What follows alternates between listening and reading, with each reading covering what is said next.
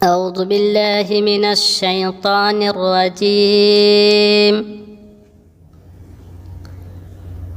بسم الله الرحمن الرحيم. ألف لام را، تلك آيات الكتاب المبين. إنا أنزلناه قرآنا عربيا لعلكم تعقلون. نحن نقص عليك أحسن القصص بما أوحينا إليك هذا القرآن وإن كنت من قبله لمن الغافلين. إذ قال يوسف لأبيه يا أبت إني رأيت 11 كوكبا والشمس والقمر رأيتهم لي ساجدين. قال يا بني لا تقصص رؤياك على إخوتك فيكيدوا لك كيدا إن الشيطان للإنسان عدو مبين. وكذلك يجتبيك ربك ويعلمك من تأويل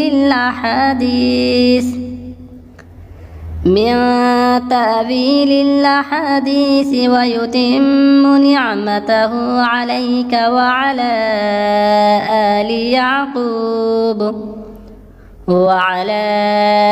آل يعقوب كما أتمها على أبويك من قبل إبراهيم وإسحاق إن ربك عليم حكيم. لقد كان في يوسف وإخوته آيات للسائلين إذ قالوا ليوسف وأخوه أحب إلى أبينا منا ونحن عصبة إن أبانا لفي ضلال مبين. اقتلوا يوسف فاطرحوه أرضا يخل لكم وجه أبيكم وتكونوا من بعده قوما صالحين. قال قائل منهم لا تقتلوا يوسف وألقوه في غيابة الجب يلتقطه بعض السيارة إن كنتم فاعلين. قالوا يا أبانا ما لك لا تأمنا على يوسف وإنا له لناصحون أرسله معنا غدا يرتع ويلعب وإنا له لحافظون. قال إني ليحزنني أن تذهبوا به وأخاف أن يأكله الذئب وأنتم عنه غافلون. قالوا لئنك له الذئب ونحن عصبة إنا إذا لخاسرون. فلما ذهبوا به وأجمعوا أن يجعلوه في غيابة الجب وأوحينا إليه لتنبئنهم بأمرهم هذا وهم لا يشعرون. وجاءوا أباهم عشاء يبكون. قالوا يا أبانا إنا ذهبنا نستبق وتركنا يوسف عند متاعنا فأكله الذئب وما أنت بمؤمن لنا ولو كنا صادقين وجاءوا على قميصه بدم كذب قال بل سولت لكم أنفسكم أمرا فصبر جميل والله المستعان على ما تصفون وجاءت سيارة فأرسلوا واردهم فأدلى دلوه قال يا بشرى هذا غلام وأسروه بضاعة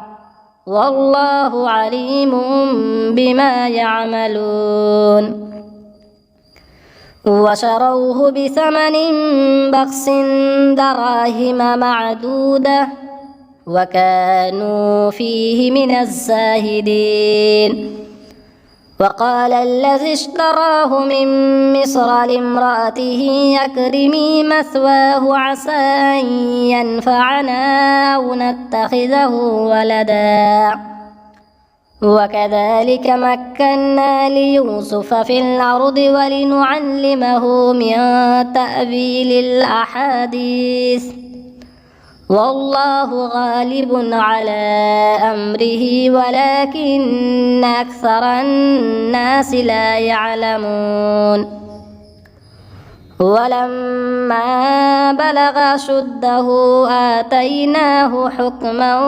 وعلما وكذلك نجزي المحسنين وراودته التي هو في بيتها عن نفسه وغلقت الأبواب وقالت هيت لك قال معاذ الله إنه ربي أحسن مثواي إنه لا يفلح الظالمون ولقد همت به وهم بها لولا أن رأى برهان ربه كذلك لنصرف عنه السوء والفحشاء إنه من عبادنا المخلصين واستبق الباب وقدت قميصه من دبر وألف يا سيدها لدى الباب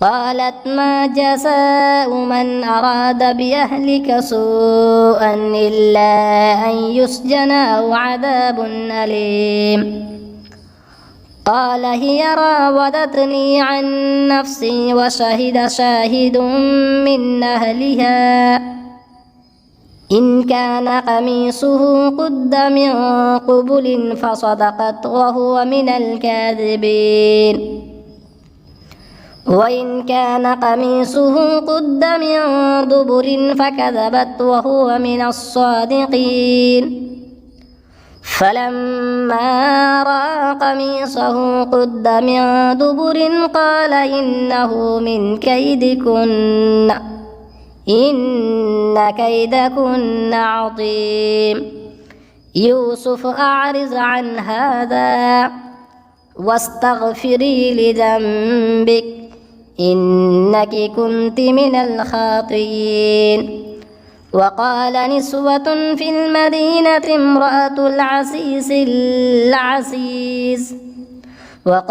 نسوة في المدينة امرأة العزيز تراود فتاها عن نفسه قد شغفها حبا إنا لنراها في ضلال مبين فلما سمعت بمكرهن أرسلت إليهن وأعتدت لهن متكئا وآتت كل واحد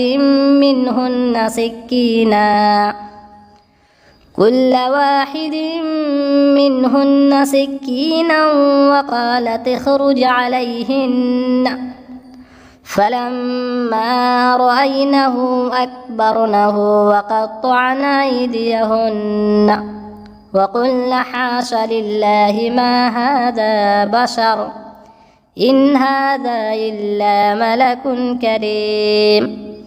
قال فذلكن الذي لمتنني فيه ولقد راودته عن نفسه فاستعصم ولئن لم يفعل ما آمره ليسجنن وليكون من الصاغرين.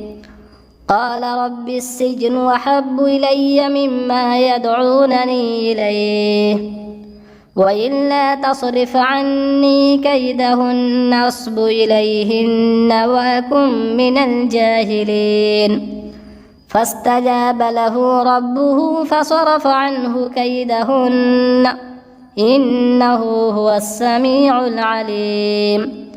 ثم بدا لهم من بعد ما رأوا الآيات ليسجننه حتى حين.